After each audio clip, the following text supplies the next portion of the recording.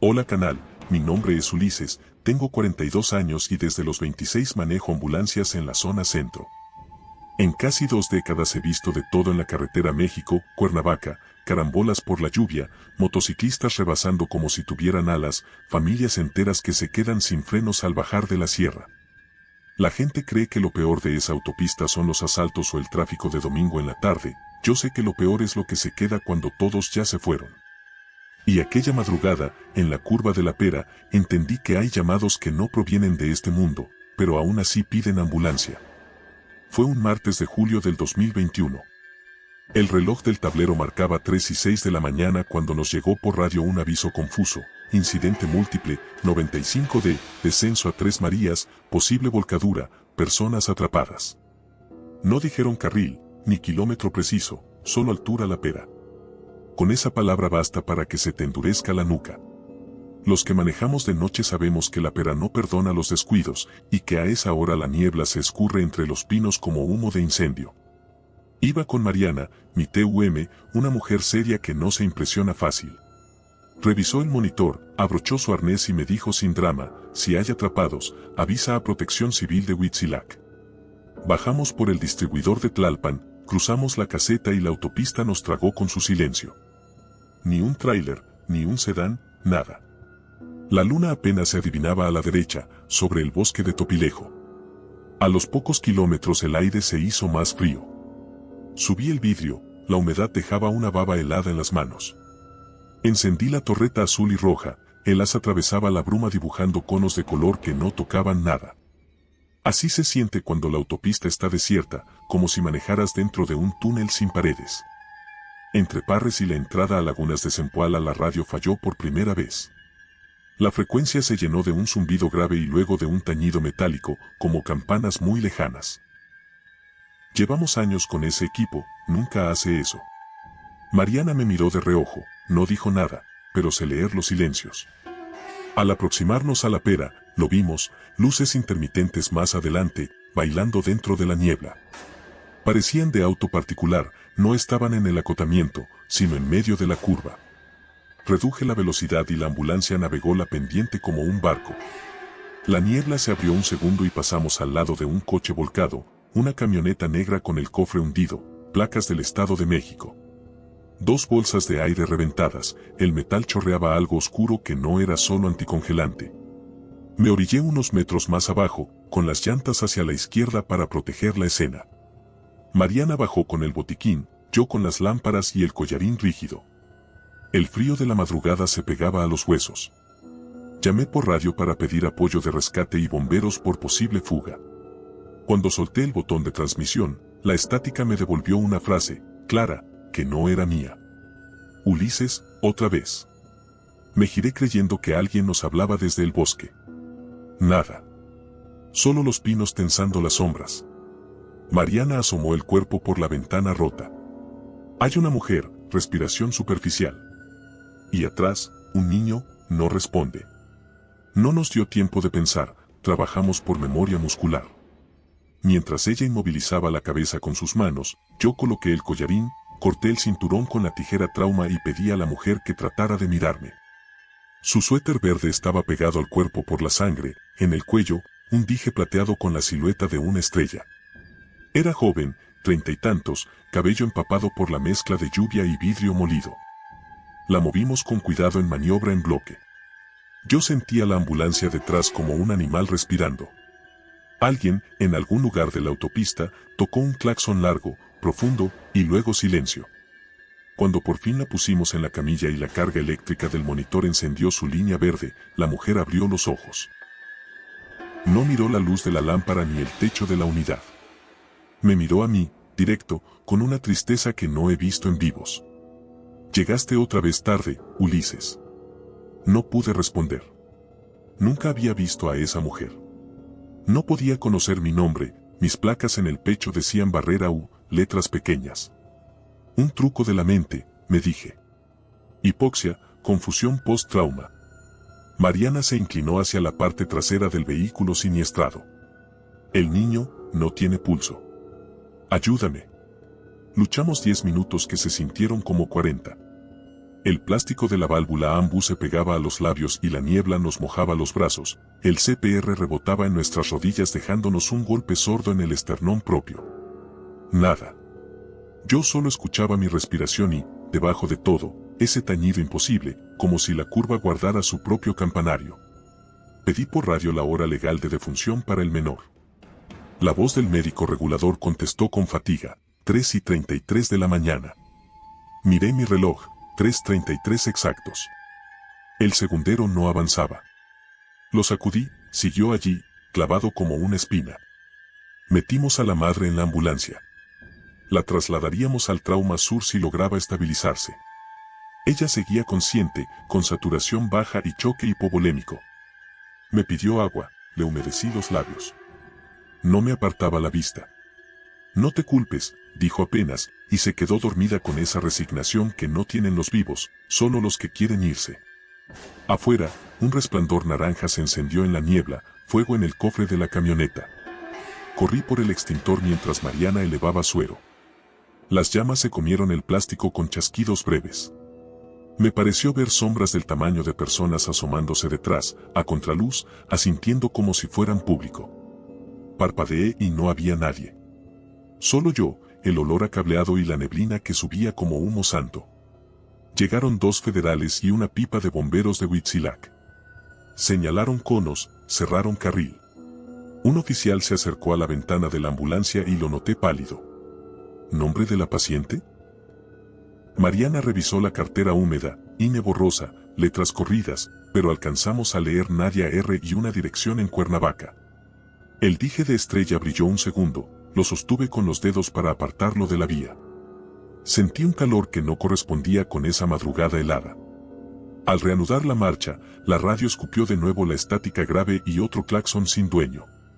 La ambulancia subió revoluciones y la curva de la pera quedó atrás como un ojo cerrado. La mujer respiraba mejor, aunque su pulso seguía débil. Mariana preparó una segunda línea.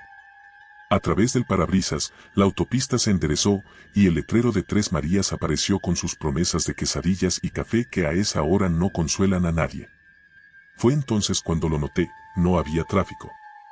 Ni una patrulla, ni la pipa, ni los conos. Nada detrás de nosotros. Revisé el espejo. La niebla había borrado la escena completa. Unos metros adelante, justo antes del retorno, algo brilló en el asfalto, un dije plateado en forma de estrella. Idéntico al de la paciente, pero sobre el carril. Me orillé de golpe. Mariana me gritó Ulises, con esa voz de cuando quieres sostenerte de la realidad. Bajé y recogí el dije del piso. Estaba seco. Lo giré en la palma. En el reverso tenía grabado, diminuto, Nadia, 2014. Subí otra vez. Le mostré el dije a mi TUM. ¿No lo traía puesto? Mariana lo miró y negó con la cabeza. El cuello de la paciente estaba vacío. Buscamos entre la sábana, debajo de su hombro, nada. Llamé por radio para confirmar la derivación. El regulador repitió, recibido, incidente múltiple en la pera, llegada estimada 3:33. Imposible, contesté, son las 3:48. Silencio. Y luego, con la misma voz, idéntica inflexión, 3:33. Volví a mirar el reloj. 3:33, el segundero, inmóvil. Mariana comprobó el suyo, 3:33. El monitor, en la esquina superior, también 3:33. La autopista parecía sin fin. La misma baranda, la misma señal repetida, kilómetro 52. Pasamos un puente, y de nuevo el kilómetro 52. No estaba perdido. Estábamos atrapados. La mujer se agitó de pronto, el monitor cantó una taquicardia que no quería escuchar. Nadia, respira conmigo, le dijo Mariana, firme. No respondió. En cambio, yo la escuché como si su boca lo hubiera dicho muy cerca de mi oído, regresa. No era un ruego. Era una instrucción. Giré el volante y tomé el retorno de emergencia. La ambulancia rugió cuesta arriba. El bosque a ambos lados parecía más alto, los pinos inclinándose sobre nosotros. Al llegar a la curva, el humo del motor siniestrado no estaba. Tampoco los conos, ni bomberos, ni los federales. Solo la autopista limpia, la humedad volviendo a enroscarse como serpiente sobre el asfalto. Apagué la sirena, solo dejé la torreta. Me metí al acotamiento y bajé. El aire ya no olía a plástico quemado, sino a flores viejas, ramo de panteón. En el lugar donde habíamos visto la camioneta, encontré una cruz blanca clavada en la barrera metálica. Al pie, un osito empapado y una estrella de metal atada con listón azul. En la cruz, con plumón, se leía, Nadia R. y su niño, 2014. Me quedé sin garganta. Mariana se llevó una mano a la boca. El bosque callaba. El radio rompió el silencio con un tono limpio, sin estática, unidad 12, reporte final de escena La Pera, sin novedad. Falso reporte. Negativo, hice intento de replicar, traslado femenino politraumatizada. Pero la camilla estaba vacía. La ambulancia encendida, la sábana doblada, el equipo en su lugar. Ni suero colgando, ni monitor conectado, ni sangre en el piso. Solo nuestro cansancio como si hubiéramos corrido horas en su vida. Mariana abrió y cerró cajones, revisó el calendario pegado en la puerta, los formatos de atención. Todo en blanco. Como si no hubiéramos atendido a nadie. Me sostuvo la mirada con ese rayo último de cordura que te queda cuando entiendes que estás tocando una pared que no sabías que existía. No sé cuánto tiempo nos quedamos ahí. Cuando decidimos bajar hacia Tres Marías, el reloj marcaba 4:11 y la autopista volvió a ser una autopista, un tráiler bajando con los frenos llorando, una moto café rebeldía, un sedán con la direccional eterna. A esa hora ya huele a quesadilla de comal y café recalentado. En la base, entregamos un reporte vacío. El coordinador nos vio trémulos, nos dejó ir a dormir, convencido de que el falso llamado nos había ganado por cansancio. Camino a casa pasé por Tupilejo. La neblina ya se había levantado. A la altura de un mirador, paré. Saqué del bolsillo el dije que había recogido del carril, el metal reflejó el sol tímido de las 6:30. Lo giré, Nadia, 2014. Lo guardé sin saber por qué. No hablé de esto durante meses. Nadie quiere escuchar que a las 3:33 la carretera te dobla como papel. Pero las madrugadas siguientes, cuando subíamos o bajábamos por la 95D, la radio de banda 148 hacía el mismo campanazo antes de marcar incidente. A veces aparecía en pantalla un aviso rojo que nadie envió, incidente múltiple, La Pera. Y a veces, en el acotamiento, jurarías ver una camioneta negra con el cofre humeando y una mujer con suéter verde pidiéndote con la mirada que te apures. Hace un año, en la ofrenda de Día de Muertos de la base, alguien dejó una estrella plateada junto a la foto de un compañero que falleció en servicio. Nadie supo quién. Yo la reconocí. El listón azul, el raspón en la punta. La colgué del árbol en mi sala cuando regresé. Algunas noches, a las 3:33, vibra sola, como si una corriente mínima la empujara sin aire. Muchos dirán que fue una alucinación por el cansancio, que la niebla y el miedo completan dibujos que no existen. Puede ser. Pero lo que vi en la cruz de la curva no era un dibujo. Era un nombre y una fecha que ya estaban ahí antes de que yo las buscara. Y la voz que salió de la radio regulando el tiempo de la muerte no era la de nuestro médico, tenía ese timbre metálico de quien habla por un cable viejo que ya no está conectado. A veces, cuando paso por Tres Marías y el humo del comal se enreda en los pinos, me viene a la nariz el olor mezclado de plástico caliente y flores de cempasúchil. No freno. No volteo. La autopista exige una forma de mirar hacia adelante que ya no se aprende en cursos.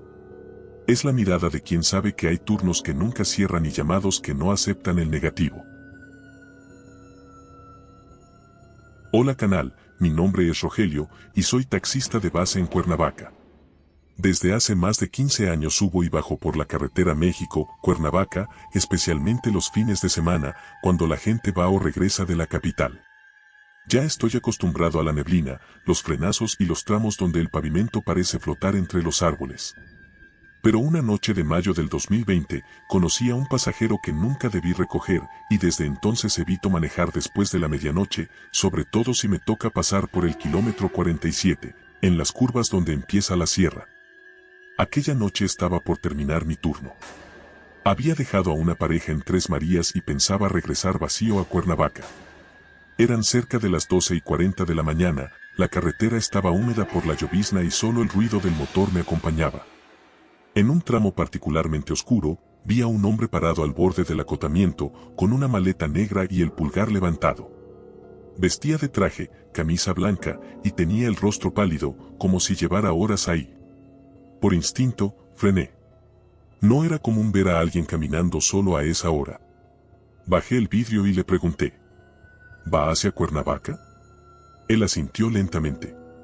Sí, pero no tengo mucho dinero. ¿Podría llevarme hasta el centro? No sé por qué, pero le dije que sí. Abrió la puerta trasera y se sentó en silencio, dejando la maleta en el asiento junto a él. Su voz era serena, casi apagada. Durante los primeros minutos, no habló. El silencio dentro del coche era tan espeso que podía oír el zumbido del medidor y el roce de los limpiaparabrisas. Cuando quise romper el hielo, le pregunté si venía del trabajo o de un evento. Del trabajo, contestó. Tuve un día largo, muy largo.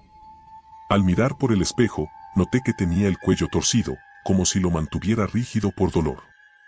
También me pareció que su piel estaba húmeda, aunque no había llovido cuando se subió. Seguimos avanzando entre la neblina.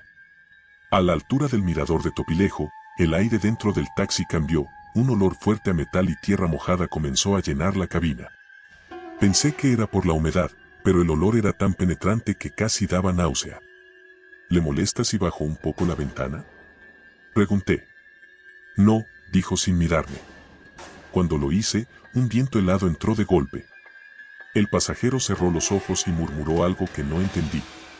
Luego preguntó con voz ronca: ¿usted cree en la muerte instantánea? El tono de su voz me obligó a voltear. ¿Cómo dice? Que hay muertes que no se sienten.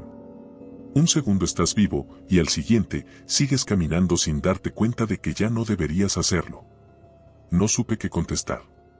Pensé que estaba ebrio o en shock. Pero lo que me erizó la piel fue que la temperatura del taxi descendió de golpe.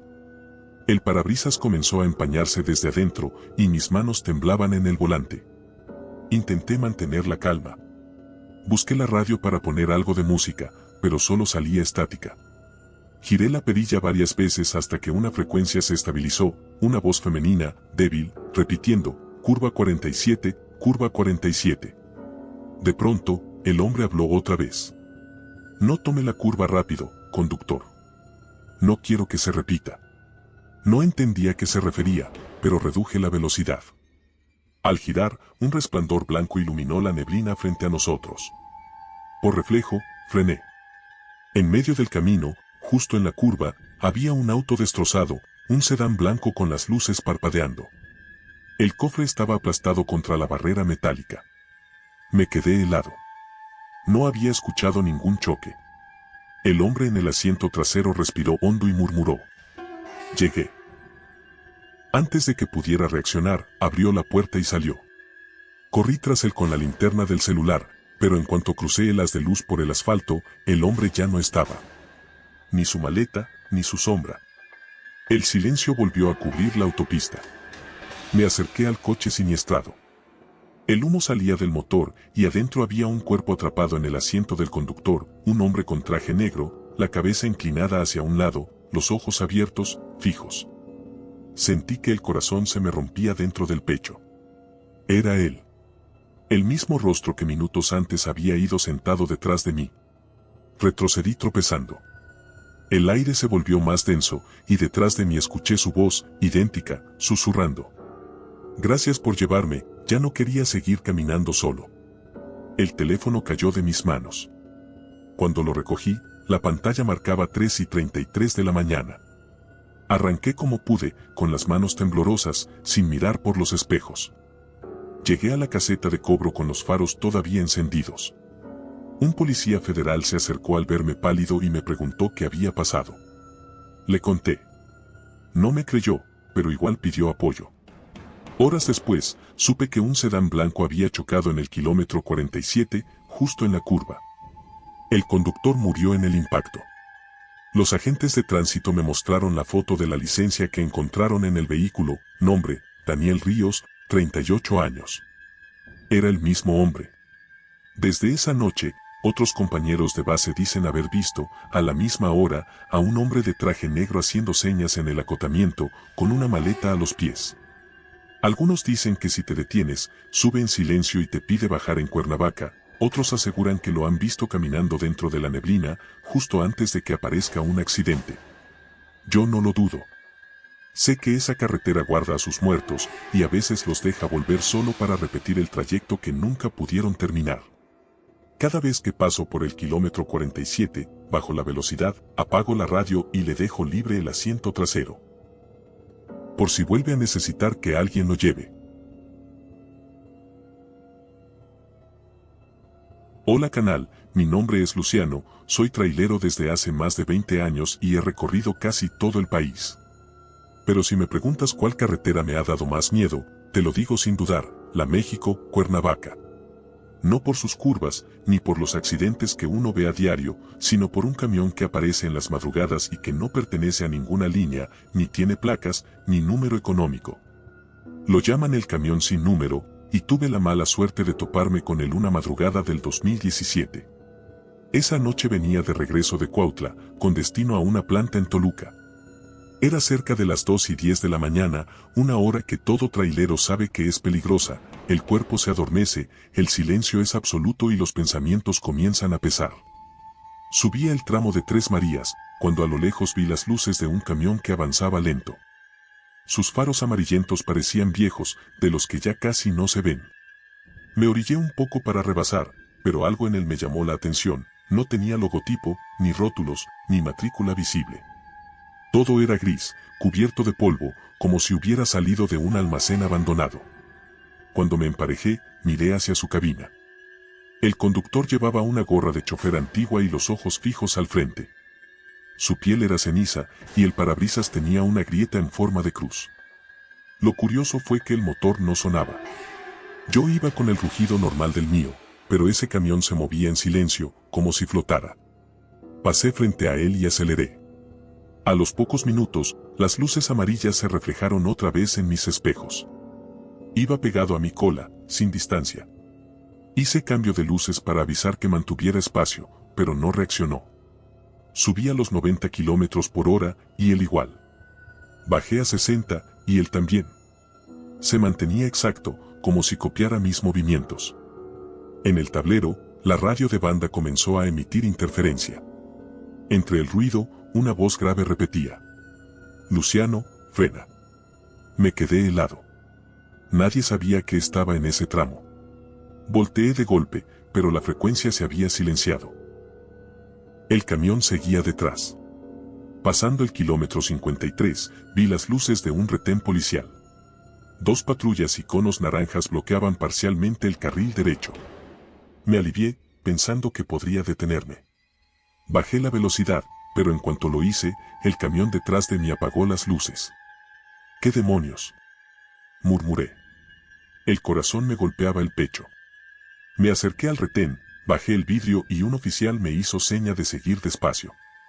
Pero cuando pasé junto a ellos, noté que los policías no me miraban a mí, sino al vacío detrás. Uno de ellos incluso dio un paso atrás, con el rostro desencajado.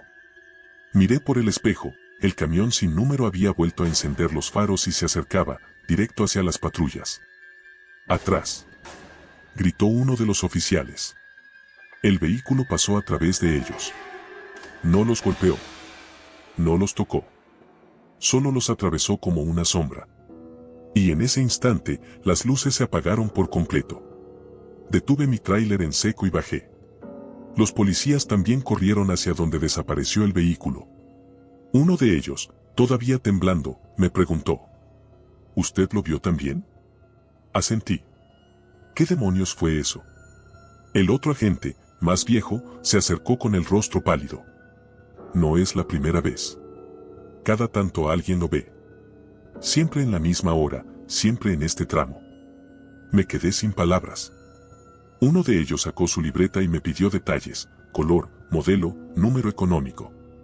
No tenía nada, dije. Era gris, y no sonaba. El policía cerró la libreta con cuidado. Entonces fue él. No entendí. ¿El quién? Un chofer que murió hace como 30 años, respondió. Era de una línea que ya no existe, Transportes del Sur. Cuentan que perdió los frenos bajando de la pera, se llevó 3 coches y una pipa. Murió calcinado con todo y su unidad. Nunca hallaron las placas ni el número. Dicen que sigue repitiendo la ruta, buscando entregar su carga. Intenté reír, pero no pude. Los policías se quedaron un rato más en el acotamiento, hablando en voz baja. Uno de ellos me dijo antes de irse: si vuelve a verlo, no frene. No le cedas el paso. Solo mantén tu carril y no lo mires a los ojos. Si lo haces, puede seguirte. Seguí el viaje sin decir palabra.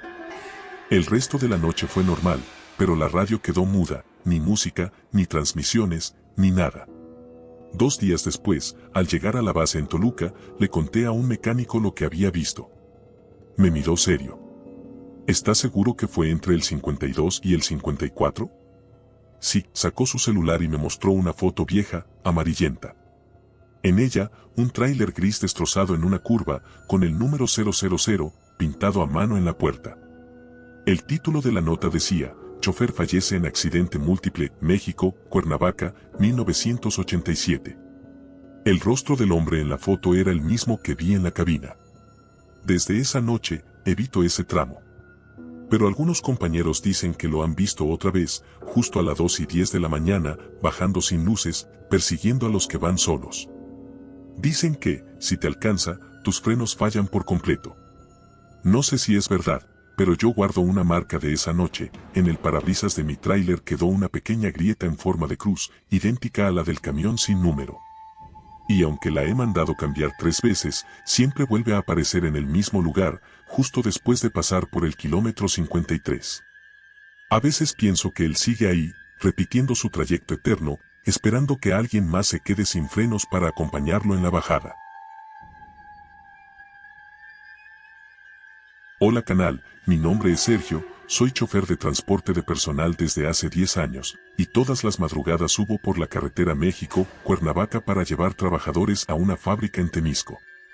No soy de los que se asustan fácil, me ha tocado ver accidentes, animales cruzando en plena curva y hasta tipos tratando de asaltar fingiendo fallas mecánicas. Pero lo que me pasó en enero del 2019, cerca del kilómetro 67, fue distinto. No hubo violencia, ni accidente, ni explicación. Solo una niña, sola, de madrugada, y una historia que desde entonces me impide manejar tranquilo por esa ruta. Aquella noche hacía frío. El aire de la sierra bajaba seco y la neblina formaba un velo que los faros apenas podían atravesar. Era 2:20 de la mañana y la carretera estaba desierta. Los pasajeros dormían en silencio, y yo iba concentrado en el asfalto, esperando llegar a la zona industrial antes del amanecer. Todo estaba normal hasta que, al salir de una curva, vi algo pequeño al costado derecho del camino. Al principio pensé que era un animal, tal vez un perro, pero cuando me acerqué, vi claramente la figura de una niña de unos 8 años, de pie en el acotamiento, vestida con un abrigo rojo. No se movía. Tenía la mirada fija en la carretera. Frené por reflejo, sin pensar. No se veía ningún auto averiado ni señal de que hubiera gente cerca. Encendí las intermitentes y bajé del camión con la linterna. El aire helado me golpeó el rostro. ¿Estás bien, niña?, pregunté. Ella no respondió. Solo giró lentamente la cabeza hacia mí. Su piel se veía tan pálida que parecía de cera, y sus ojos eran completamente negros. Sin reflejo. Sentí un escalofrío que me recorrió la espalda. Avancé un paso más, pero entonces la niña levantó una mano y señaló hacia el bosque. La linterna iluminó un sendero entre los árboles. Y fue ahí cuando escuché llantos, suaves, como de varios niños llorando desde el fondo. Retrocedí un paso. Todo mi cuerpo me gritaba que subiera al camión. Pero mis piernas no respondían. Quise hablarle, preguntarle qué hacía ahí, pero la voz no me salía. La niña dio 2 pasos hacia atrás, sin apartar la vista de mí, y se internó en la oscuridad del bosque. Corrí tras ella con la luz del celular, pero apenas entré al sendero, el sonido del llanto se volvió ensordecedor. Era como si decenas de voces infantiles lloraran al mismo tiempo. Me temblaban las manos. Giré en círculos buscando de dónde venía, pero no había nadie. Ni la niña, ni pasos, ni rastro. Solo el llanto que se apagaba poco a poco. Volví al camión casi corriendo. Los pasajeros seguían dormidos, ajenos a todo. Me subí, cerré la puerta y aceleré. No quise mirar por los espejos. A los pocos minutos, cuando el marcador del tablero marcó el kilómetro 69, miré por el retrovisor y casi pierdo el control. La niña iba sentada en la última fila. El abrigo rojo cubría sus piernas, las manos en el regazo. Me miraba a través del espejo con esa misma expresión vacía. Pisé el freno con fuerza. El camión se sacudió y los pasajeros despertaron asustados. Miré de nuevo por el espejo, el asiento estaba vacío. Les pedí disculpas, dije que había visto un perro cruzar y seguí conduciendo con el corazón desbocado. Cuando llegamos a la fábrica, bajaron todos sin notar nada raro. Pero antes de arrancar para regresar, me quedé solo en la unidad. El reloj marcaba 3:33 de la mañana. Me recosté un momento, tratando de entender qué había pasado. Entonces escuché 3 golpecitos en la puerta trasera del camión. Golpes suaves, como de manos pequeñas. ¿Quién anda ahí?, grité. Silencio. Me levanté, abrí la puerta, y sobre el escalón del acceso había algo, una muñeca vieja, con el cabello de estambre mojado y el rostro quemado por el sol. La recogí con cuidado. En el cuello tenía colgado un listón azul con letras bordadas, María, 1998. La guardé en la guantera sin pensar, queriendo olvidarme del asunto. Esa misma semana, conté la historia en la base, y uno de los choferes mayores se me quedó viendo serio. Me dijo que en ese tramo, a finales de los 90, un camión escolar había chocado contra un muro de contención. Murieron 11 niños y una maestra. El accidente fue tan violento que el vehículo se incendió. Los cuerpos se recuperaron días después, menos uno, una niña de 8 años con abrigo rojo, llamada María. No supe qué decir. Abrí la guantera y le mostré la muñeca. El listón azul aún estaba húmedo. El chofer la tomó, palideció y dijo: esa muñeca la encontraron los bomberos entre los restos del camión. La guardaron en una cruz que pusieron en el kilómetro 67. Fuimos hasta allá esa misma noche. Efectivamente, en el acotamiento había una cruz blanca con flores secas y una foto casi borrada. Dejamos la muñeca a sus pies. Pero mientras nos íbamos, el aire se volvió helado y ambos escuchamos un sollozo que venía del bosque. Desde entonces, cada madrugada al pasar por ese tramo, bajo la velocidad y miro al acotamiento. A veces creo ver algo rojo entre los pinos. Y cuando miro el reloj, invariablemente marca 3:33 de la mañana. Los traileros que suben de noche la llaman la niña del acotamiento. Dicen que si la ves y no te detienes, escucharás el llanto de los niños en el bosque hasta que termines el recorrido. Pero si te detienes, te acompaña hasta el kilómetro 69. Y aunque intento convencerme de que fue solo mi mente cansada, cada vez que cruzo ese tramo siento el impulso de mirar por el espejo, por si alguien, con un abrigo rojo, me acompaña otra vez. Hola canal, mi nombre es Esteban, y manejo autobuses turísticos desde hace más de 15 años. He llevado gente a Acapulco, Taxco, Cuernavaca, Puebla, conozco bien las carreteras del centro, pero hay una que evito a toda costa, la México-Cuernavaca. No por las pendientes o los asaltos, sino por algo que vi una madrugada dentro de un túnel que, según todos los mapas, ya no existe. Fue en agosto del 2022. Venía de regreso con un grupo reducido de pasajeros después de un viaje a Cuernavaca. Eran las 2:45 de la mañana, el tramo estaba completamente solo y la neblina era tan espesa que parecía humo. El camino ascendía sin fin, y de pronto vi un letrero oxidado que decía: desvío temporal, túnel en reparación. Me extrañó. Yo había pasado por ahí cientos de veces y jamás había visto ningún túnel en esa zona. Aún así, las luces intermitentes me guiaban hacia la derecha. Supuse que era un desvío nuevo por mantenimiento. Giré el volante. Al poco tiempo, el asfalto se volvió más oscuro, sin pintura ni señalamientos. Los árboles desaparecieron y las paredes de piedra se cerraron a los costados. El túnel apareció frente a mí, enorme, como una boca negra que se tragaba la carretera. Entré despacio, con las luces altas. El sonido del motor rebotaba en las paredes húmedas.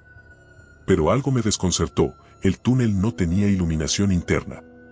Ninguna lámpara, ningún reflejante. Solo oscuridad y ese eco que se metía en los huesos. Pasaron unos 2 minutos y la radio comenzó a emitir ruido blanco, una estática irregular, seguida de golpes secos, como si alguien pegara desde afuera. El velocímetro comenzó a parpadear. Intenté acelerar, pero el camión no respondía. Era como si el piso se hubiera vuelto de lodo. Y entonces lo vi. A unos 100 metros adelante, un hombre caminaba en medio del túnel, con un chaleco fosforescente y una linterna en la mano. Levanté la velocidad un poco y toqué el claxon para avisarle. No reaccionó. Caminaba lento, con la cabeza baja. Cuando estuve a unos 20 metros, bajé la ventana. «Oiga, cuidado. Voy pasando», grité. El hombre levantó la cara. Su piel era grisácea y los ojos completamente blancos. No tenía cejas, ni expresión. Me quedé helado. Dio un paso hacia el camión, extendiendo la mano. Pisé el freno. El vehículo se sacudió, y el motor rugió como si algo lo jalara hacia atrás. El túnel entero se oscureció de golpe, como si alguien hubiera apagado el mundo. Solo la luz de mi tablero seguía encendida, y en la pantalla del GPS apareció un mensaje imposible. Velocidad, 0 km/h ubicación, fuera de ruta. Intenté retroceder, pero los espejos solo reflejaban más túnel, interminable. El hombre seguía ahí, ahora junto a la puerta delantera, golpeando el vidrio con los nudillos. «Ayúdame», dijo con una voz hueca, que parecía salir de una radio vieja. Su rostro estaba a centímetros del mío. Tenía marcas de quemaduras y un agujero en el cuello, como si algo lo hubiera atravesado. Golpeó otra vez, con más fuerza. «Ayúdame». Apreté el acelerador con todo. El camión tembló, el motor chilló, y sentí un golpe seco debajo de las llantas. A los pocos segundos, el túnel comenzó a llenarse de humo negro y un olor a gasolina y metal caliente inundó la cabina. Cerré los ojos un instante, y cuando los abrí, ya no había túnel. La carretera volvió a ser la misma de siempre, los pinos, las curvas, el asfalto normal. Miré por el retrovisor, pero no había rastro de entrada, ni señal alguna de desvío. Solo niebla y vacío. Llegué a la terminal de Cuernavaca temblando. El reloj marcaba 3:33 de la mañana. Los pasajeros, que dormían, no se enteraron de nada. Durante días intenté buscar información. Revisé mapas, foros, y hasta pregunté a colegas. Uno de los choferes viejos me dijo algo que me quitó el sueño. «Ese túnel existió, hijo. Lo cerraron en los 90. Hubo un incendio dentro. Se descompuso un camión cisterna y explotó. Murieron 4 trabajadores que estaban dándole mantenimiento, entre ellos uno que se llamaba Martín, el encargado de la iluminación. Dicen que su cuerpo nunca se recuperó. Desde entonces, los traileros hablan del túnel viejo. A veces aparece en noches de neblina, y el que entra, sale por el mismo lugar, aunque jure que avanzó kilómetros. Un mes después, decidí volver al tramo de día, para confirmar que todo había sido un sueño. Pero en el punto donde recordaba el desvío solo había una barrera de concreto cubierta de maleza. En el centro, con pintura blanca casi borrada, se leía: «Túnel cerrado. 1994». Me bajé del camión. Entre la maleza encontré una placa oxidada, en memoria de Martín Herrera, quien perdió la vida dando luz a este paso. Me quedé ahí largo rato, con un nudo en la garganta. Justo cuando iba a subirme, el viento sopló y escuché una voz baja, muy cerca de mi oído, diciendo: «Gracias por no dejarme en la oscuridad». El aire olía a gasolina. En el suelo, donde había estado parado, quedaban marcas frescas de botas con hollín. Desde esa noche, cada vez que conduzco por la México, Cuernavaca y la neblina se cierra, reviso los espejos con miedo. A veces, entre la bruma, me parece ver destellos naranjas en la distancia, como si un túnel invisible se encendiera por dentro. Y cuando miro el reloj, siempre marca la misma hora, 3:33 de la mañana. Hola canal, mi nombre es Carlos, tengo 39 años y soy conductor de transporte ejecutivo. Llevo años manejando en la carretera México-Cuernavaca, de día y de noche, pero solo una vez sentí que esa autopista realmente me estaba observando. Lo que viví en abril del 2020, entre los kilómetros 64 y 70, me cambió para siempre. Desde entonces, cubro mis espejos con cinta cuando viajo de noche. Esa madrugada salí de la Ciudad de México para llevar a un cliente que me había contratado hasta Cuernavaca. Viajaba solo, pues al final el cliente canceló el viaje a último momento y decidí aprovechar el recorrido para regresar un auto de la agencia. El cielo estaba cubierto y una neblina ligera empezaba a bajar desde Topilejo. Eran las 2:50 de la mañana y la carretera se sentía vacía, sin un solo faro detrás ni delante de mí. Puse música baja para mantenerme despierto. Todo marchaba normal hasta que noté algo extraño. El retrovisor interior comenzó a moverse solo, oscilando lentamente de un lado a otro. Pensé que quizá había quedado flojo, así que lo ajusté. Pero al soltarlo, volvió a moverse, girando ligeramente hacia mí, como si alguien lo empujara desde atrás. No le di importancia. Seguí conduciendo. A los pocos minutos, noté un reflejo tenue en el espejo, algo oscuro que se movía en el asiento trasero. Giré de golpe, pero no había nadie. El corazón me dio un salto. Reduje la velocidad y encendí la luz interior. El asiento estaba vacío, completamente seco, sin señales de nada. Me reí nervioso, pensando que el cansancio me estaba jugando una mala pasada. Pero al apagar la luz, el espejo volvió a inclinarse solo, y esta vez el reflejo fue claro, una silueta sentada detrás de mí. No pude moverme. Estaba completamente congelado.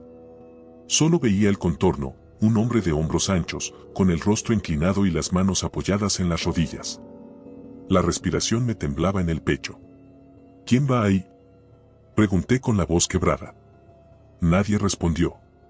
Giré lentamente, y como antes. El asiento estaba vacío. Pero el olor cambió, un aroma fuerte a humedad y carne podrida llenó el auto. Subí las ventanas, pensando que sería un animal atropellado en la zona, pero el olor seguía, cada vez más intenso. Volví a mirar el retrovisor y casi grité. El hombre estaba más cerca, justo detrás de mí, con la cabeza ladeada, el rostro pálido y los ojos completamente hundidos. Llevaba un uniforme de chofer, el cuello manchado de negro, como si hubiera sangre seca. Pisé el acelerador sin mirar atrás. El auto temblaba, y cada curva parecía cerrarse más rápido de lo que recordaba. En el espejo, el hombre seguía ahí, sonriendo. Una sonrisa rígida, imposible. Intenté no mirar, pero mis ojos iban solos al retrovisor. Cada vez que lo hacía, su rostro cambiaba, primero con los ojos vacíos, luego con las cuencas negras llenas de humo, después con una mueca de dolor. Y luego, algo peor, sus labios se movieron. No vuelvas a mirar atrás. El sonido salió dentro de mi cabeza, no del auto. Sentí un dolor agudo en el pecho, como un golpe de corriente. Toqué el botón de la radio, y una estática ensordecedora llenó la cabina. Entre el ruido, una voz repetía mi nombre una y otra vez: Carlos. Carlos. Carlos. Grité, apagué la radio y tomé la salida hacia un pequeño paradero. Me detuve, respirando agitado, con las manos temblando. Me atreví a mirar el asiento trasero. Vacío. Ni rastro. Pero el espejo retrovisor estaba cubierto de condensación, como si alguien hubiera respirado sobre él. En el centro, escritas con un dedo, se leían 3 palabras. Ya te vi. Me bajé del auto sin pensarlo. El viento soplaba helado, trayendo olor a lluvia y a tierra húmeda. Tomé mi teléfono para iluminar, pero la batería estaba muerta. No había señal. Solo el zumbido lejano de los pinos moviéndose con el aire. Cuando me di la vuelta, vi al hombre parado del otro lado del camino, a unos 20 metros, mirándome fijamente. Su silueta era oscura, pero los ojos brillaban con un reflejo gris, como de faros viejos. No se movía. Solo me observaba. Volví al coche y arranqué de inmediato. No miré el espejo, no quise hacerlo. Conduje directo hasta Cuernavaca, sin detenerme ni una vez. Cuando amaneció, fui directo a la agencia. Les conté que el retrovisor se había roto y pedí cambiarlo. Al quitarlo, el mecánico me llamó con el ceño fruncido. Oye, esto está raro. Me mostró la parte trasera del espejo. En el metal estaban grabadas unas letras, como si hubieran sido arañadas con una llave, KM66, 3:33 de la mañana. No entendí nada. Busqué en internet, y lo que encontré me heló la sangre. En 2008, un chofer de transporte ejecutivo murió en ese mismo punto, kilómetro 66, a las 3:33 de la mañana, luego de chocar contra la barrera. Según el reporte, el accidente fue causado porque el conductor perdió el control al mirar por el retrovisor. Desde entonces, muchos taxistas y conductores dicen haber visto al hombre del retrovisor.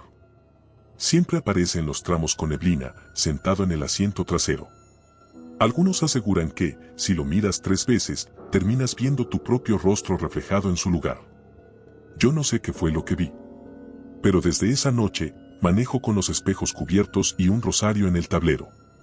Y juro que, aunque tape todos los reflejos, en las madrugadas más calladas todavía puedo sentir su respiración detrás de mí y un susurro leve que repite lo mismo. No vuelvas a mirar atrás. Hola canal, mi nombre es Rubén y soy operador de tráiler desde hace más de 18 años. En este trabajo uno se acostumbra al cansancio, al silencio de la madrugada y a los ruidos del motor que se vuelven compañía. Pero hay cosas que ningún conductor puede acostumbrarse a oír, y una de ellas son los gritos que vienen del lugar donde nadie debería estar.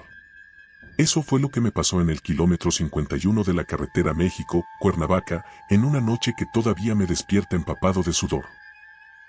Era septiembre del 2018, pasadas las 3 de la mañana, y bajaba la sierra con una carga de herramientas industriales. Había llovido todo el día, así que el pavimento brillaba como espejo y la neblina era tan densa que los faros apenas alcanzaban a morder la oscuridad. En la radio de banda se escuchaban fragmentos de conversaciones de otros choferes, hasta que poco a poco el canal quedó en silencio.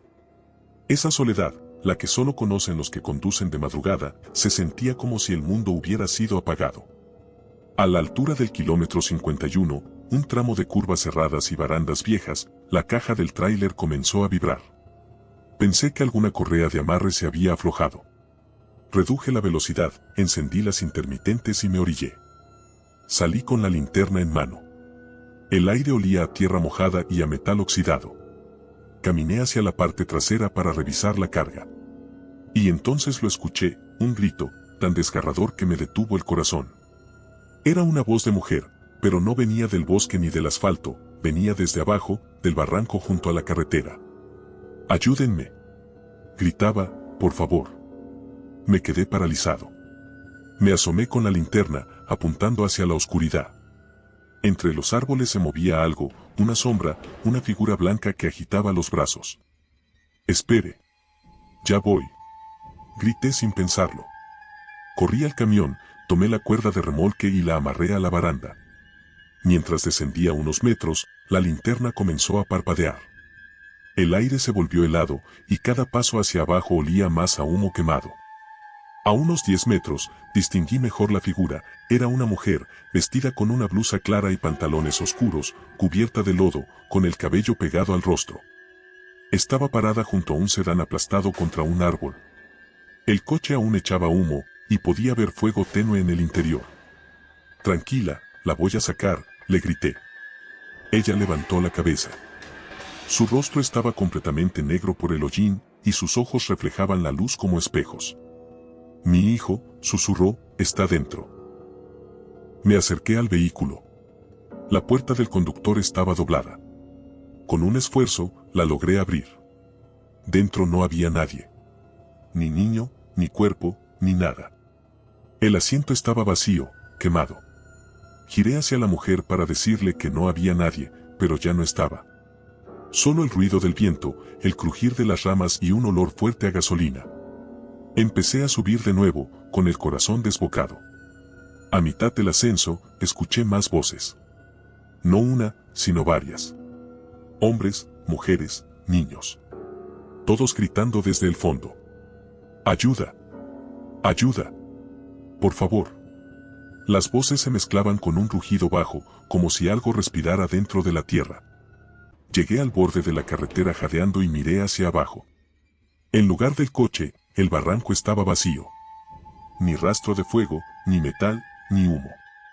Solo oscuridad. Subí al camión. Cerré la puerta, encendí el motor y miré el reloj, 3:33 de la mañana. La radio volvió a encenderse sola, con estática. Entre el ruido se escuchó una voz femenina, débil, que decía: no me dejaron salir. Apreté los dientes y conduje sin detenerme hasta Cuernavaca. No hablé con nadie esa noche. Pero al día siguiente, cuando regresé por la misma ruta, algo me hizo frenar en el kilómetro 51. En la orilla del camino había una cruz metálica con flores frescas. Me bajé para leer la placa oxidada, en memoria de la familia Rosales, fallecida en accidente automovilístico el 3 de septiembre de 1998. QEPD. Recordé la voz de la mujer, los gritos del barranco. Habían pasado 20 años exactos desde el accidente. Durante las semanas siguientes, hablé con varios compañeros traileros. Uno de ellos, un veterano de más de 60 años, me dijo: todos los que manejamos de noche por ahí los hemos escuchado. A veces son gritos, a veces risas. Hay quienes juran ver luces entre los árboles, como si los coches siguieran cayendo una y otra vez. Algunos dicen que los gritos son de las almas atrapadas en el momento del impacto. Otros creen que es el eco del accidente que se repite eternamente, como una herida abierta en la carretera. Hace poco volví a pasar por el kilómetro 51, justo a las 3 de la madrugada. No quise mirar al barranco, pero la radio volvió a emitir esa misma estática. Entre el ruido se escuchó de nuevo esa frase, casi un suspiro. No me dejaron salir. Esta vez no apagué la radio. Solo bajé la velocidad y murmuré en voz alta: ya estás fuera. Ya estás libre. El aire dentro del camión se calentó de golpe, y por primera vez en años sentí olor a flores en lugar de humo. No sé si me escuchó, pero desde esa noche no he vuelto a oír gritos en ese tramo. Solo el ruido de mis llantas sobre el asfalto y el silencio de los que descansan al fin. Esto ha sido todo por hoy, canal. Nos vemos en el siguiente video. Y recuerden que pueden compartir su historia más aterradora con nosotros y mandarla a nuestro correo electrónico para poder publicarla en un capítulo de nuestro canal.